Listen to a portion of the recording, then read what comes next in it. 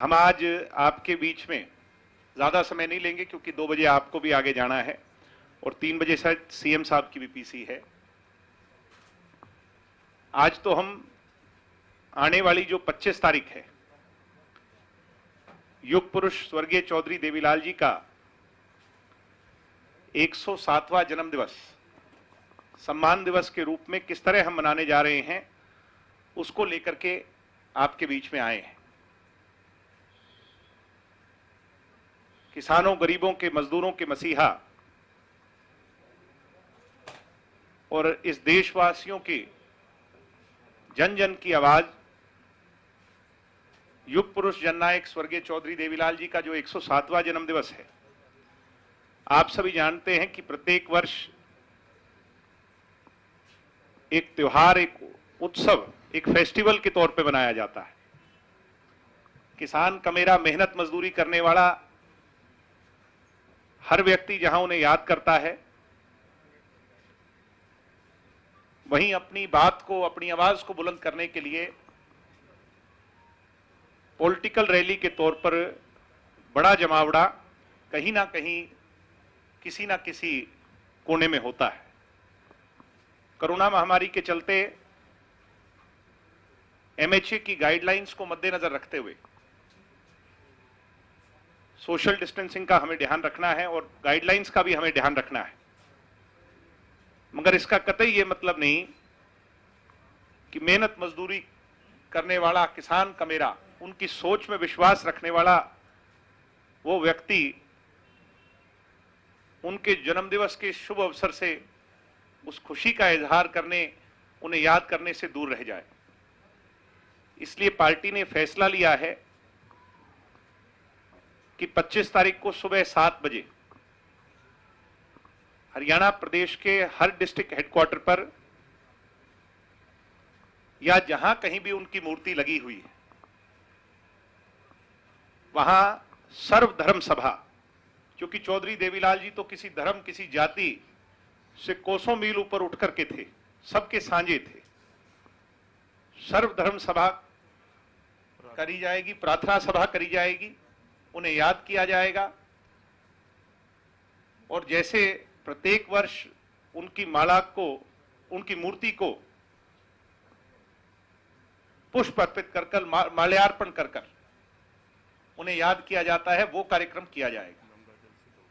गंगा जल से मूर्ति को धोया जाएगा। उसके पश्चात 11 बजे 107वां जन्म दिवस है तो 107 यूनिट ब्लड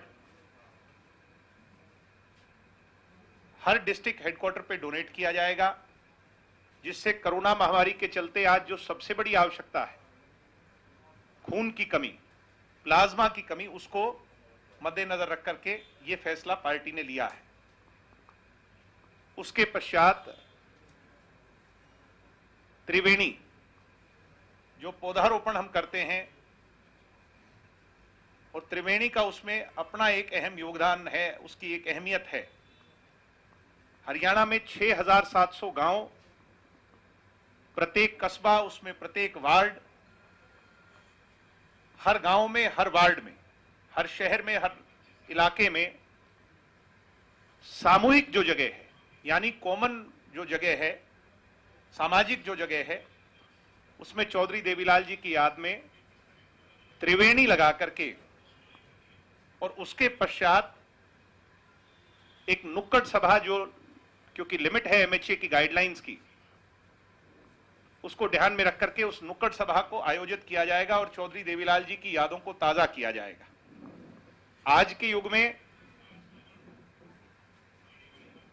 जो उनके अधूरे सपने हैं, उनको पूरा कैसे किया जाए, किसान, गरीब, मजदूर, दलित, पिछड़ा हो, कमेरा हो, उसकी सोच को आगे कैसे बढ़ाया जाए, उस पर चर्चा होगी और चौधरी देवीलाल जी को नमन किया जाएगा। ये 3 कार्यक्रम पार्टी ने 25 सितंबर को लेकर के आयोजित करने का फैसला लिया है। मैं उम्मीद करता हूं, क्योंकि हम इस वर्ष बड़ी रैली, बड़ा आयोजन करके नहीं, मगर फिर भी लाखों करोड़ों लोग जो उनकी याद में अपनी भावनाओं को आगे लाना चाहते हैं, वो इन तीनों चारों कार्यक्रम के माध्यम से इनमें शामिल होकर युग पुरुष महानायक जननायक चौधरी देवीलाल जी को याद करेंगे। यही अनाउंस करने हम आज आपके बीच में यहां पे आए थे। इसके अलहदा अगर आपके कोई प्रश्न हैं, कोई क्वेश्चंस हैं, तो उनका हम सब जरूर जवाब देंगे। आप आए और मुझे उम्मीद है कि मैंने कम समय में सारी बातें आपके सामने रखी, आपका भी ज्यादा समय व्यर्थ नहीं हुआ। आप सभी का बहुत धन्यवाद। बड़ा इंपॉर्टेंट सवाल है, कल जिस तरीके से आपकी पार्टी के विधायक बोले जी देवेंद्र बबली, जी ये लगता है कि दूसरी बार चिंगारी एक फूटी है आपकी पार्टी में। पहले राजकुमार गौतम बोले थे, दादा गौतम भी हमारे हैं और बबली जी भी हमारे हैं। बड़ी बातें बोली उन्होंने। तो बड़ी बातें अगर उनने बोली हैं तो हम अपने घर के अंदर बैठ करके उसको दूर करें, उन सारी बातों पे चर्चा करेंगे। अगर उनकी कोई किसी बात को लेकर के, चाहे टोहाना को लेकर के या कोई और पार्टी को लेकर के उनकी कोई बातें हैं, पार्टी प्लेटफॉर्म पर उनको दूर करें। उनकी बातों से लगता है पार्टी में विद्रोह हो सकता है। ये आपका अपना आंकलन है, इस मंच के इस तरफ बैठे लोगों का नहीं।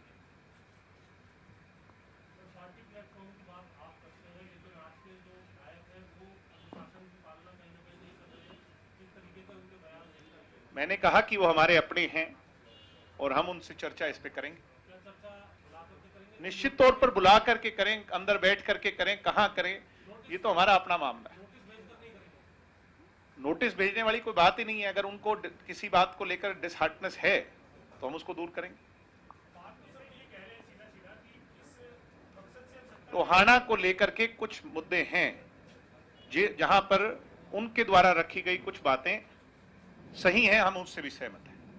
हम उसको लेकर के उनसे चर्चा करेंगे। सरकार भी चाहती है कि उन सभी मुद्दों को दूर किया जाए। टोहाना की बात नहीं कर रहे हैं, वो ये कह रहे हैं कि हमारे नेता को हमने दूसरे चौटाला को विधायक का नेता चुना जी, और अब वो ठीक तरीके से सिस्टम के मुताबिक काम नहीं कर रहे, अगर उनकी कोई राय है, दुकान नहीं चलने देंगे, वो एक बड़ा बयान है सर। अगर उनकी कोई राय है जिससे दुष्यंत जी और बेहतरी से इस प्रदेश की सेवा कर सकते हैं, तो उनकी राय क्यों ना लें। वो हमारे अपने हैं और हम किससे लेंगे। विमान साहब, आप तो बड़े आप तो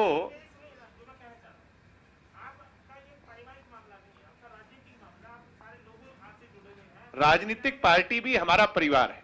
हरियाणा का प्रत्येक व्यक्ति, आप भी हमारे पारिवारिक हैं। हरियाणा के लोग जेजेपी के बारे में जो सोचते हैं, जी, विजय करते हैं कि देवेंद्र बबली और रामपाल गौतम के बयान जेजेपी के हक में नहीं है। जेजेपी को वो कह रहे हैं कि बहुत नीचे मिट्टी की डोरी की तरह नीचे खिसक भाई मैं आपसे इतना ही कहूंगा, फिर से कहूंगा कि ये हमारी पॉलिटिकल पार्टी का मामला है। ये मीडिया के डोमेन में वो ऐसा बयान क्या पार्टी को नुकसान नहीं पहुंचाएगा जो दे रहे हैं? तो मुझे तो बोलने दो, मैं आपकी बात समझ गया। मेरी बारी है। मैंने कहा कि अब मेरी बारी है, मुझे इसका जवाब देने दें। अगर उनके कोई ग्रजेस हैं उसको लेकर के हम उनसे चर्चा करेंगे। वो दुष्यंत जी को कोई राय देना चाहते हैं तो हम बैठ करके करेंगे। देवेंद्र बबली ने ये कहा है कि वो कई बार डिप्टी सीएम को बता चुके हैं, अपनी बात सीएम को भी बता चुके हैं। मैंने कहा हम गठबंधन सरकार में जिन भी बातों को लेकर के आज उनके मन में कोई शंका पैदा हुई है, उसको लेकर के हम उनसे चर्चा करेंगे। बड़ी बात बोलते हैं कि हम अपना नेता नया चुनते हैं। ऐसा है जी, नेता चुनते हैं विधायक, और वो दुष्यंत जी को चुनने वालों में से एक है। अगर दुष्यंत जी के प्रति उनके मन में कोई भाव है, कोई भावना है, तो उनको पार्टी प्लेटफॉर्म पर वो रखेंगे, हम उनसे चर्चा करेंगे।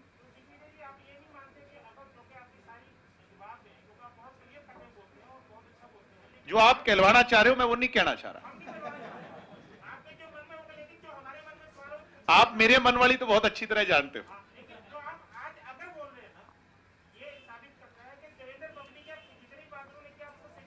मैं तो ये कहता हूं हमारी पार्टी के विधायकों की हर बात को हम स्वीकार करते हैं।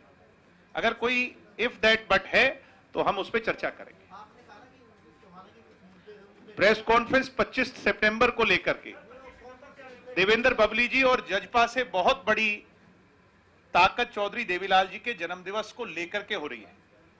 मैं फिर से आपसे रिक्वेस्ट कर रहा हूं, देवेंद्र बबली जी वाली बात पर मैं और आप बड़ी क्लैरिटी से उसको डिस्कस कर चुके हैं।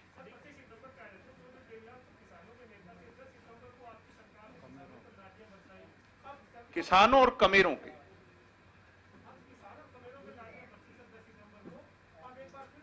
मैं सबसे पहले दिग्विजय चौटाला ने कहा था हरियाणा में कि ये गलत हुआ। क्या लाठी दुष्यंत ने चलवाई क्या? मैं आपसे नहीं नहीं नहीं, आप ये अभी तक नहीं, मेरी बात सुनिए। हमने बिल्कुल स्पष्टता से कहा कि उसकी जांच होगी, जिसने भी गलत आदेश दिए हैं उसकी जांच होगी। ऐसा है जी, लाठियां चली वो आपके कैमरे दिखा रहे हैं और हम देख रहे हैं। अब मुझे नहीं पता कि वो शायद वीडियो आप उन तक पहुंचाएं या तो। हम आपकी बात को सहज स्वीकार करते हैं कि किसानों के लाठियां चली और आप उसकी निंदा की, तो लाठियां तो चली। ये आप कह रहे हैं कि वो कह रहे हैं? नहीं, मैं वो बात कह रहा हूं जो आपके कैमरों से मैंने देखी है। अगर सभी कैमरे वालों ने गलत दिखाई है तो मुझे नहीं पता।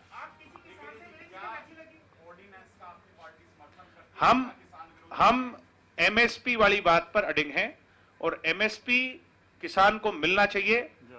मगर मुझे एक बात समझाएं, ये ऑर्डिनेंस सेंटर का है, इससे स्टेट का सब्जेक्ट नहीं है, ना इस पर स्टेट पर वोटिंग होनी। हम इस बात को लेकर के बड़ी स्पष्टता से कह रहे हैं कि इसमें दुष्यंत चौटाला को, जैसे कुछ लोग सिर्फ दुष्यंत चौटाला को टेंट कर रहे हैं, मैं पूछना चाहता हूं कि इसमें दुष्यंत चौटाला का क्या रोल है। लेकिन पंजाब ने जैसे किया, हम भी स्पष्टता से कह रहे हैं, हम भी स्पष्टता से कह रहे हैं, एमएसपी को लेकर के हम बिल्कुल स्पष्ट हैं। एमएसपी किसान को मिलेगी ही मिलेगी, उसमें चाहे हमें कुछ भी क्यों ना करना पड़े, एमएसपी को लेकर के कोई कॉम्प्रोमाइज नहीं हो। मैंने कहा एमएसपी, मेरी बात सुने, एग्रीकल्चर मिनिस्टर, देश के यूनियन एग्रीकल्चर मिनिस्टर स्पष्ट कर चुके हैं। आपको कंफ्यूजन किस बात की? भाई, देश के प्रधानमंत्री की भाषा देश के कृषि मंत्री बोल रहे हैं, हमें उन पर विश्वास करना चाहिए। इससे आप लागू करने वाले लोगों पर तो विश्वास करें कम से कम।